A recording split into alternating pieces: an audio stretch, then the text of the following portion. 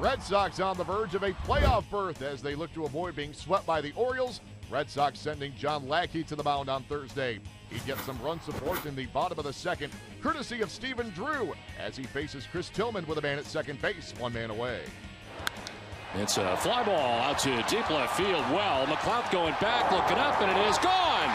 Two-run home run, opposite field shot for Stephen Drew. His 13th of the year, and the Red Sox take a 2-0 lead. So a good start for the Red Sox, but they're not done there. Two batters later, it's a man at second base for Dustin Pedroia as he reaches out and smacks this one into right field. Jackie Bradley Jr., the green light around third. Close play at home. JBJ is in there. That caps a 3-run frame. The Red Sox have a 3-0 lead. Let's go bottom three. Leading off the frame is Mike Karp. The line shot into right. Nick Markakis comes on for a beautiful tumbling backhanded grab to rob Karp of the base hit. Outstanding play in right by Markakis. Here's our first look at Lackey, who had given up just one walk through 4 in the top of the 5th. He gets Danny Valencia on the swing and a miss. And then in the 6th, J.J. Hardy goes down later in the inning following a 2-out walk. Lackey facing Manny Machado. Daniel Nava puts it away for out number 3. And don't look now, but John Lackey has a no-hitter through 6 innings. It is still intact with 1 out in the 7th as Lackey now faces the dangerous Adam Jones. High drive, deep left field. When it comes down, the no-hitter will be gone. Adam Jones hits his 32nd home run of the year. It was a no-doubter. And the first hit of the night for the Baltimore Orioles. And this Fenway crowd will come to their feet for John Lackey in what has been a tremendous outing. So that makes it a 3-1 Red Sox lead. Lackey coming back with a vengeance. Next batter, Nick Markakis, have a seat. Then Danny Valencia grounds out to Stephen Drew as he fires over to first base. And Lackey getting the standing O as the Red Sox still have a 3-1 lead. Let's go top 9 with 1 man away. Lackey getting Chris Davis on the swing and a miss. That's out number 2. And now 1 out away from going the distance. Lackey stares in at Adam Jones. The 2-2 pitch. In the air to right field. Nava moves over and under. Puts it away, and the Red Sox have secured their spot in the postseason. This magical season of 2013 will continue for the Boston Red Sox. 16th career complete game for Lackey, a 2-hit gem, as the Red Sox do indeed clinch their first playoff berth since 2009 with a 3-1 victory over the Birds. And combined with the Rays' loss to the Rangers, the Red Sox magic number to clinch the AL East is reduced to 1. Meantime, the Orioles now fall 2 games off the pace in their pursuit for a wild card spot.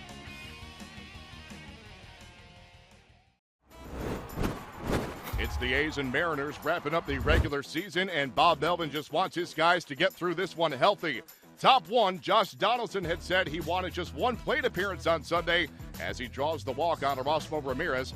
Donaldson then lifted from the game as that ensures his batting average will stay above 300. His 301 clip paced the A's this year. Let's go top 2, still scoreless. It is 2nd and 3rd for Chris Young. There's a line drive center field of base hit. 1 run scores. Barton digging around third. He's going to score. Chris Young with a 2-run single. And the A's lead 2-0. And a good start for Oakland, but they're not done there. Next batter for the A's is Seth Smith as he sends this one the other way, and it one-hops the wall. Young will score all the way from first base on the RBI double for Smith. And the A's have a 3-0 lead. And that would be all for Erasmo Ramirez in this one. As we go top 3, now a 4-0 game. Hector Noesi now on the mound as he faces Josh Reddick, who breaks his bat. And Noesi with some fancy footwork to avoid that shattered lumber. Noesi, with a few anxious moments after that. Take another look as that one coming right back into Noesi's neighborhood. And a good job to avoid it. 2 batters later, it is Derek Barton. He also breaks his bat, but the bigger story here is how Noesi records this out. Watch it again. Basically a no-look, backhanded pick of that ground ball back up the middle. What a play by Noesi, and what an inning on the mound. Now we go bottom 3. It is Sonny Gray on the hill as he begins the frame by getting Dustin Eckley on a called 3rd strike. Then with a man on, Nick Franklin goes down 2 batters later. Later in the inning, bases loaded, 2 men away. Raul Ibanez the wave and a miss. Gray turns in 5 shutout innings with 8 Ks. Prior to the top of the 9th, now an 8-0 game, Ibanez is lifted from the game. He gets the appreciative hand from the fans as they applaud a man who continues to somehow turn back the hands of time. A's go on for the 9-0 win, sending Erik Wedge to a loss in his final game as Mariners manager. Oakland finishing with 96 wins, their most since reaching that total back in 2003, as the A's will now host the Tigers in the ALDS on Friday. As for Ibanez, he came up one homer shy of becoming the first player age 40 or older to ever hit 30 homers in a season. His total of 29 from this year leaves him tied with Ted Williams.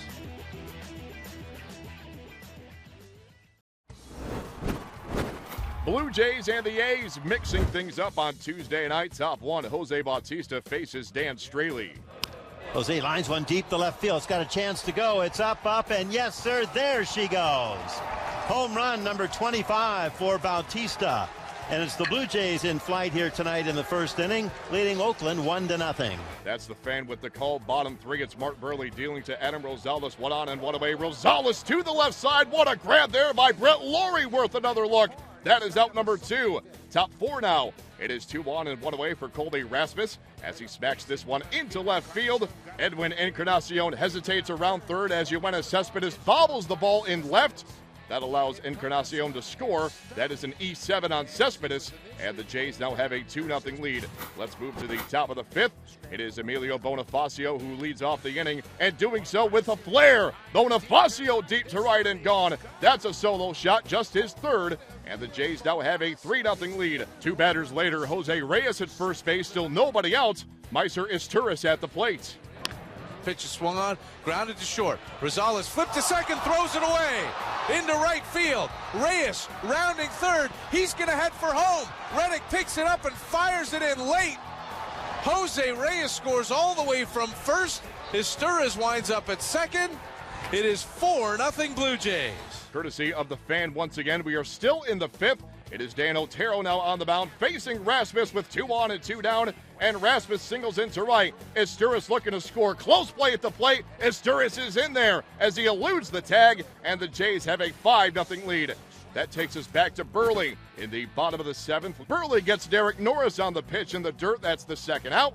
And then the next batter, Josh Reddick, flies out to right to put an end to Burley's outstanding night with 7 shutout innings, giving up just 5 hits and walking no one. He extends his streak of consecutive scoreless innings to 20. Bottom 8, it's all-star Steve Delamar on the mound. And the first man he faces, Adam Rosales. That's strike 1, strike 2, and strike 3. Rosales goes down. Now it's Coco Crisp. Strike 4, strike 5, and strike 6. Coco goes down. Now it's Chris Young. Strike 7, strike 8, and strike 9 as Young could not check the swing. That is the immaculate inning.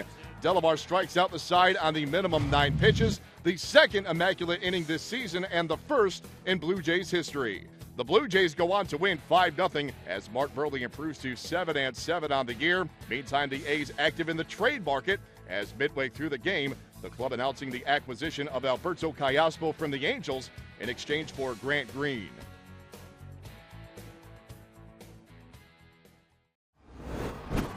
It's the Yankees and Astros in the final game of Mariano Rivera's career, joined on the field before the game by, among others, former teammate Roger Clemens.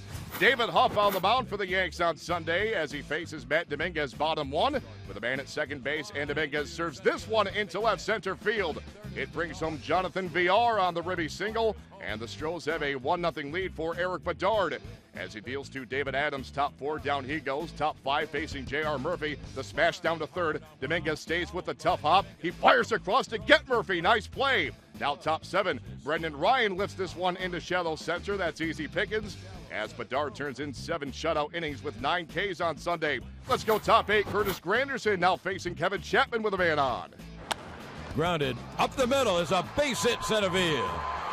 Nunez comes around third, and he will score. It's a base hit and an RBI by Granderson, and that ties the game at 1.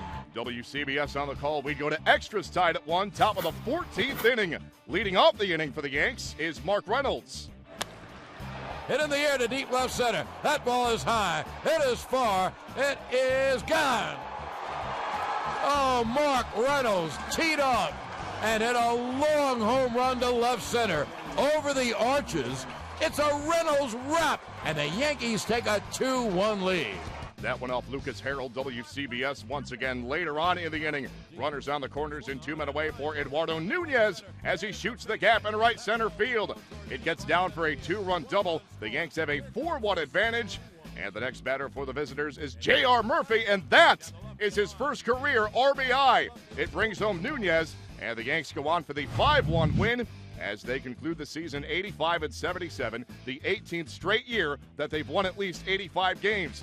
The Astros, meantime, finished the year on a 15-game losing streak as they wrap up 51-111, the worst record in franchise history. Houston batters also struck out a major league record 1,535 times this season.